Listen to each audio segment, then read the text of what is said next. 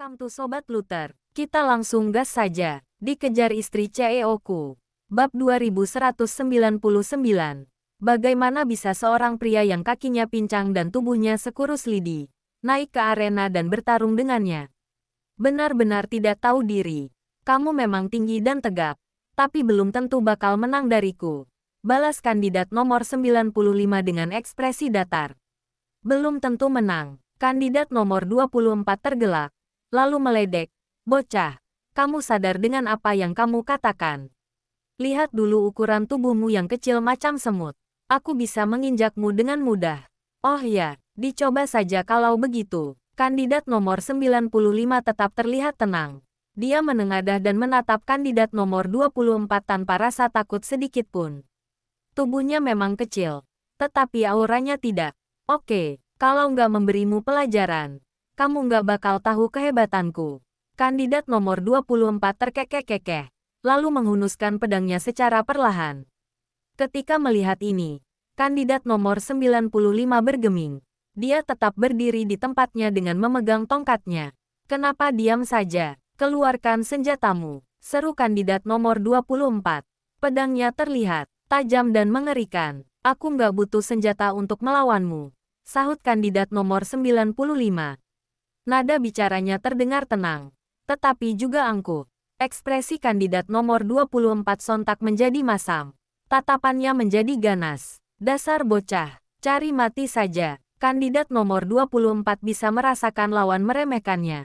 Jadi, dia langsung mengangkat pedang dan hendak menyerang. Dia tidak menggunakan teknik atau jurus apapun, hanya menebaskan pedangnya ke bahu lawan. Serangan ini terlihat sederhana, tetapi kuat dan efektif. Kandidat nomor 95 ada dua pilihan, yaitu melancarkan serangan balik atau menghindar. Ukuran tubuh keduanya jauh berbeda. Melancarkan serangan balik bukan pilihan yang bijaksana. Namun, jika menghindar, kandidat nomor 24 bisa mengejar dan memegang kendali di arena. Di mata kandidat nomor 24, tidak peduli apa pilihan lawannya. Lawannya pasti akan kalah dan mati. Kandidat nomor 95 tidak menghindar. Dia sontak mengangkat tongkatnya, lalu menunjuk ke arah kandidat nomor 24. Hus. 3 buah jarum beracun memelesat keluar dari tongkat tersebut dan mengincar titik akupuntur vital kandidat nomor 24. Kandidat nomor 24 sontak membelalakkan mata. Dia segera menghentikan serangan dan menangkis dengan pedangnya. Klang! Jarum beracun pertama berhasil ditangkis. Namun, dampak serangan yang kuat membuat sekujur tubuh kandidat nomor 24 bergetar dan lengannya menjadi kebas. Klang! Jarum beracun kedua menyusul, mengenai pedang kandidat nomor 24. Seketika, pedang terlepas dari tangannya. Pada saat yang sama, jarum beracun ketiga sontak tertancap ke dadanya karena dia tidak memiliki pertahanan apapun lagi. Ark! Terdengar teriakan histeris. Kandidat nomor 24 terpental jauh dan terbanting keras. Sekujur tubuhnya mati rasa sehingga dia tidak bisa bergerak. Ketika melihat hasil ini, orang-orang tak kuasa tertegun. Tidak ada yang menduga pertarungan akan berakhir secepat ini. Kandidat nomor 95 hanya melancarkan satu serangan. Tetapi kandidat nomor 24 yang bertubuh besar langsung terbaring tak berdaya. Bukankah kemenangan ini terlalu mudah? Bab 2200. Ternyata, kamu pakai racun. Kandidat nomor 24 menggertakkan gigi dengan murka. Dia tidak bisa menerima kekalahannya ini. Dia mencoba untuk bangkit, tetapi tidak bisa mengerahkan sedikit pun tenaganya. Bahkan, menggerakkan jarinya saja susah. Pertarungan di arena berlangsung secara adil dan terbuka. Kompetisi nggak melarang para kandidat menggunakan senjata rahasia ataupun racun. Selain itu, aku cuma membuat seluruh tubuhmu mati rasa. Kalau aku ingin membunuhmu, kamu pasti sudah mati sekarang. Timpal kandidat nomor 95 dengan tenang. Kamu, kandidat nomor 24 tidak bisa merespons. Harus diakui bahwa dirinya kalah. Memang tidak ada larangan seperti itu di kompetisi. Apalagi mereka bertarung secara langsung. Tidak ada serangan diam-diam. Kemampuannya masih kurang. Dia gagal menangkis serangan lawan. Kandidat nomor 95 menang. Karena kandidat nomor 24 tidak bisa melawan lagi, juri pun segera mengumumkan pemenangnya. Seketika, terdengar tepuk tangan yang meriah. Hahaha, menang. Kita menang lagi. Mengalahkan lawan dengan satu serangan. Kandidat nomor 95 memang keren. Sebenarnya kakak kita yang hebat. Dia tahu siapa yang bakal menang dan kalah. Luar biasa. Semua orang yang bertaruh untuk kandidat nomor 95 pun untung besar. Sebelumnya mereka masih sedikit meragukan pilihan pria berpakaian abu. Tetapi sekarang mereka sangat kagum padanya. Hore, kita menang lagi. Yuki tersenyum lebar. Aku benar. Kan, pokoknya kita ikuti saja pilihan orang itu. Kita nggak boleh melewatkan kesempatan untuk jadi kaya. Elio tampak berbangga diri. Keuntungan kalian sudah sangat banyak. Sudah waktunya berhenti bermain, ucap Elsa. Intuisi memberitahunya bahwa mereka kemungkinan besar akan kalah jika terus bertaruh. Kak, jangan terburu-buru. Permainan baru dimulai. Lagian, dengan bantuan Dewa Pembawa Rezeki, kita nggak mungkin salah. Elio tidak sependapat. Ya, Kak, ini kesempatan langka. Mana boleh dilewatkan. Yuki tampak kegirangan. Jangan terlalu tamak kalau berjudi. Nanti kalian nyesal sendiri. Elsa mulai mengernyit. Elio dan Yuki telah memenangkan banyak batu spiritual. Jika menyerap semuanya, mereka akan menerobos ke tingkatan selanjutnya. Kak, kamu terlalu berhati-hati. Ada begitu banyak batu spiritual di depan mata. Kalau dilewatkan, kami baru nyesal. Timpal Elio. Kak, jangan pikir yang aneh-aneh. Hari ini ada orang hebat yang membantu. Kita pasti bakal untung besar. Yuki meraih lengan Elsa, lalu bertingkah manja. Begini saja, aku bakal berhenti setelah dapat 300 batu spiritual. Gimana? Aku janji. Sudahlah. Terserah kalian saja. Pokoknya kalian tanggung konsekuensinya sendiri nanti. Elsa menggeleng dan tidak menasihati lagi. Elsa tahu Yuki dan Elio sudah ketagihan. Jika menyuruh mereka berhenti, itu jelas tidak mungkin. Tentunya, Elsa juga memiliki sedikit harapan dalam hatinya. Bagaimana kalau mereka akan terus menang? Jika menghentikan mereka, bukankah berarti dia memutus jalur rezeki mereka? Makanya, Elsa tidak berbicara lagi. 10 menit kemudian, pertarungan ronde keempat resmi dimulai. Sebagian besar orang yang berpartisipasi dalam taruhan memenangkan batu spiritual. Hal ini membuat orang yang ikut taruhan makin banyak. Mereka ingin mencoba peruntungan sendiri. Bagaimanapun, batu spiritual punya godaan besar. Apalagi ada begitu banyak orang yang menang. Siapa yang tidak ingin kebagian? Charlotte tak kuasa tersenyum melihat pejudi yang makin banyak. Meskipun batu spiritual di kotak kedua telah habis, dia sama sekali tidak panik. Sebaliknya, Charlotte berharap ada makin banyak orang yang ikut taruhan. Dengan begini, dia baru bisa mendapat kembali semua batu spiritual. Ketika pertarungan ronde 5 dimulai, suasana kembali gempar, terutama para pejudi. Mereka dipenuhi semangat. Hampir semua orang menatap pria berpakaian abu itu. Pria ini telah membantu para pejudi menang 3 kali berturut-turut. Siapapun yang dia pilih, sekalipun orang cacat, mereka tetap akan mengikutinya. Kak, gimana? Sekarang kamu mau pilih siapa? Orang-orang mengelilingi pria berpakaian abu itu sambil menatapnya dengan penuh penantian. Pria itu melirik ke kanan, lalu melirik ke kiri. Setelah mengamati sejenak, dia menunjuk arena sambil berucap dengan lantang. Kandidat nomor 13. Semua orang langsung memandang ke depan dan merasa takjub. Kali ini adalah pria bertombak. Parasnya tampan, sosoknya berkarisma. Dia hanya berdiri diam di tempatnya. Tetapi tekanan yang dipancarkannya sudah membuat orang merasa sesak. Kandidat nomor 13 kelihatan familiar. Dia murid organisasi Mondialia. Benar, dia salah satu dari 10 jenius organisasi mondial. Namanya Diego. Apa? Salah satu dari 10 jenius organisasi mondial. Bukannya dia seharusnya masuk grup B. Kenapa muncul di grup C? Sepertinya dia sengaja merahasiakan kekuatannya. Makanya masuk grup C. Yang jelas, dia nggak mungkin kalah dari pesilat grup C. Nggak ada yang bisa mengalahkannya. Tunggu apa lagi? Pilih dia. Setelah mendengar reputasi Diego, semua orang makin bersemangat. Mereka mulai bertaruh untuk kandidat nomor 13. Di satu sisi, Ini adalah pilihan pria berpakaian abu itu. Di sisi lain, mereka percaya pada kemampuan Diego. Kedua aspek ini sudah cukup untuk membuat mereka tidak ragu sedikit pun. Dengan demikian, orang-orang mempertaruhkan batu spiritual dan barang antik masing-masing. Charlotte tak kuasa tersenyum, tetapi segera menyingkirkan senyumannya. Ini sudah saatnya mengakhiri semuanya. Bab 2201. Semuanya. Cepat pilih kandidat nomor 13, Diego. Semuanya. Ini waktunya menjadi kaya raya. Kalau melewatkannya, kalian bakal nyesal. Apa ada yang bisa meminjamkanku harta karunnya? Setelah mendapat batu spiritual, akan kubayar bersama bunga. Para pejudi sibuk berteriak. Mereka mempertaruhkan semua barang berharga yang dimiliki. Suasana menjadi sangat heboh. Menurut para pejudi ini, mereka tidak akan rugi sepeser pun. Itu sebabnya, makin besar taruhan mereka akan makin baik.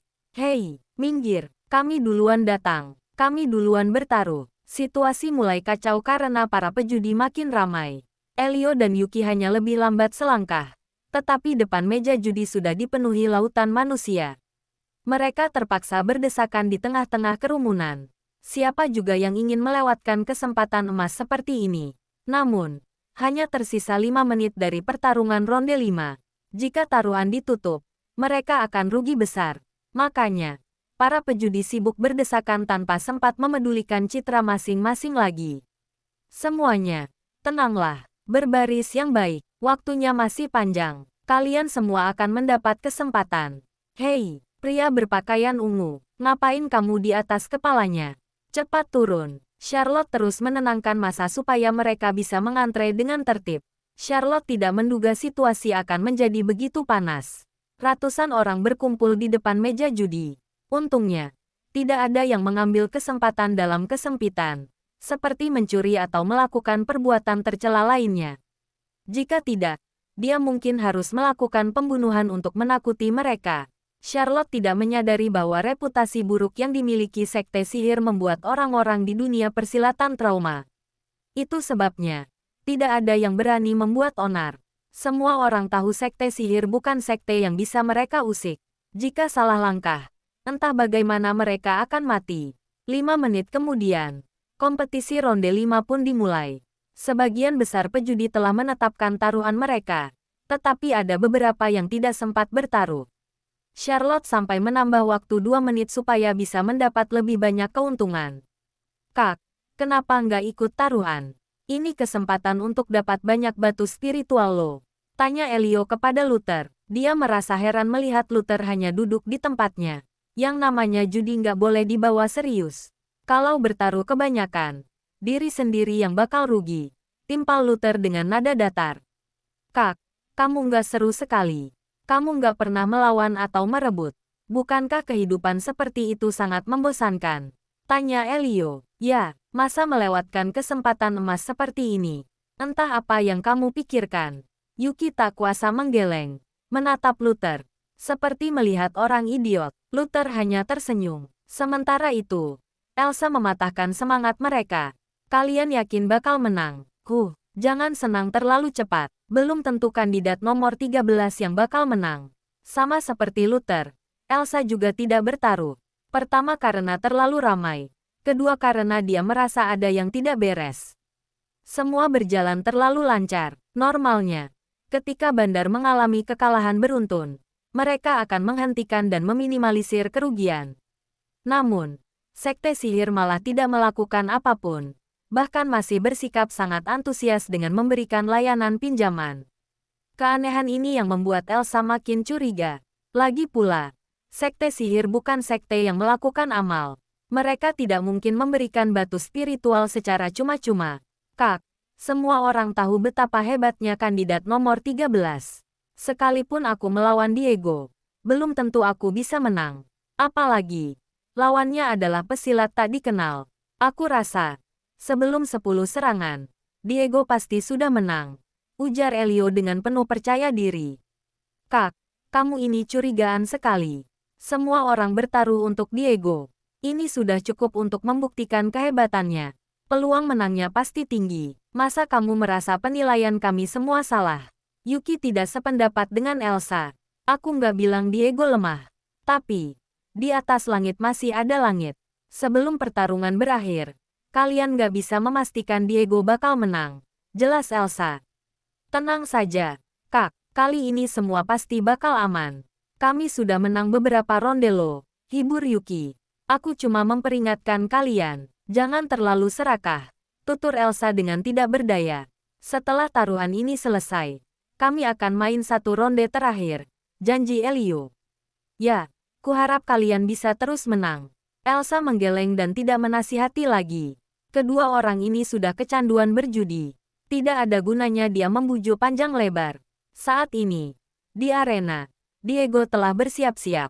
Lawannya adalah seorang pria berpedang. Tinggi badan pria itu tidak terlalu tinggi dan penampilannya juga biasa-biasa saja. Tidak ada yang istimewa darinya. Tetapi tatapannya sesekali berkilat tajam. "Siapa kamu?" tanya Diego sambil memegang tombaknya. Sosoknya dipenuhi karisma. "Aku Astor. Dari perbatasan utara." Timpal pria itu dengan nada dan ekspresi datar. "Astor dari perbatasan utara. Nggak pernah dengar. Kamu bukan lawanku. Mengaku kalah saja. Aku takut kamu patah tulang kalau bertarung melawanku," ujar Diego dengan angkuh. "Oh ya, kalau begitu, kita lihat kamu punya kemampuan sehebat itu nggak?" Astor tidak terlihat takut. "Aku lagi memberimu kesempatan. Jangan nggak tahu diri. Kalau sampai aku melancarkan serangan, kamu bakal sekarat atau mati." Diego memicingkan matanya. "Hehe, kamu membuatku makin nggak sabar untuk bertarung." Astor terkekeh-kekeh, lalu perlahan-lahan menghunuskan pedangnya. Dasar keras kepala. Jangan salahkan aku kalau kamu mati tragis." Diego mulai kesal. Tanpa bertele-tele, dia langsung maju dan mengarahkan tombaknya ke depan. Kecepatan dan kekuatannya sungguh tak terbendung. Bab 2202. Ketika melihat tombak yang hendak menikamnya, Astor hanya menyunggingkan senyuman. Saat berikutnya, dia maju untuk menyambut serangan lawan. Klang, pedang dan tombak berbenturan, menghasilkan lingkaran riak energi. Riak menyapu seperti gelombang, membuat angin kencang bertiup. Keduanya berdiri tegak di tempat masing-masing tanpa berniat mengalah sedikit pun. Diego masih memegang tombak dengan kedua tangan. Energi sejati terus memancar keluar. Dia ingin memukul mundur Astor dengan kekuatan dahsyatnya.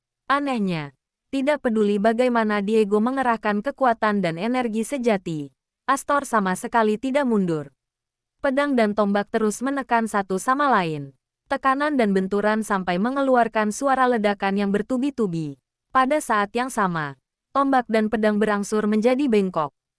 Diego mengernyit. Terbersit keterkejutan pada tatapannya. Dia adalah salah satu dari 10 jenius di organisasi mondial.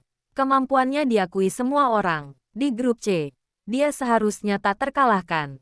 Siapa sangka, Astor yang bukan siapa-siapa ini malah bisa bersaing dengannya. Ini aneh. Lantaran tidak berada dalam posisi unggul, Diego sontak menggetarkan tombaknya. Begitu muncul celah, dia langsung menyapukan tombaknya ke pinggang Astor. Keunggulan tombak terletak pada area jangkauan yang luas. Sebelum pedang mengenainya, Diego bisa menjangkau target terlebih dahulu. Diego telah membulatkan tekad, karena tidak bisa menang dengan mengandalkan tenaga. Dia akan menggunakan teknik tombaknya dan pengalaman tempurnya yang kaya untuk mengalahkan lawan. Shoot! Ketika menghadapi tombak yang menyapu ke arahnya, Astor mencondongkan tubuhnya ke belakang dan berhasil menghindar. Ketika melihat serangannya gagal, Diego tidak diam begitu saja. Dia langsung menargetkan dada Astor. Waktu serangan ini sangat tepat. Tubuh Astor hampir menyentuh tanah. Jika pesilat biasa, mereka tidak akan sempat bereaksi.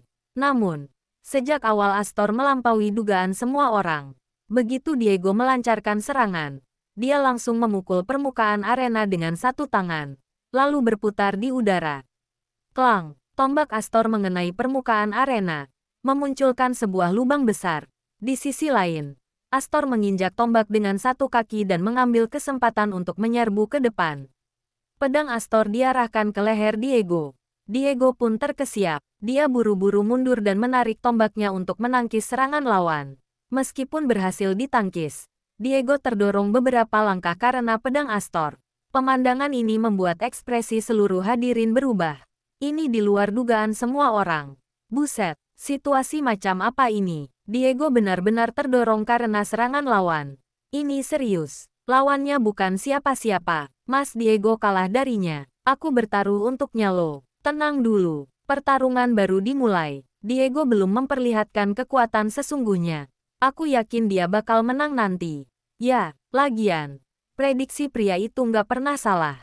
Jangan cemas. Tonton saja sampai habis. Performa Diego membuat para pejudi yang bertaruh untuknya tak kuasa merasa cemas.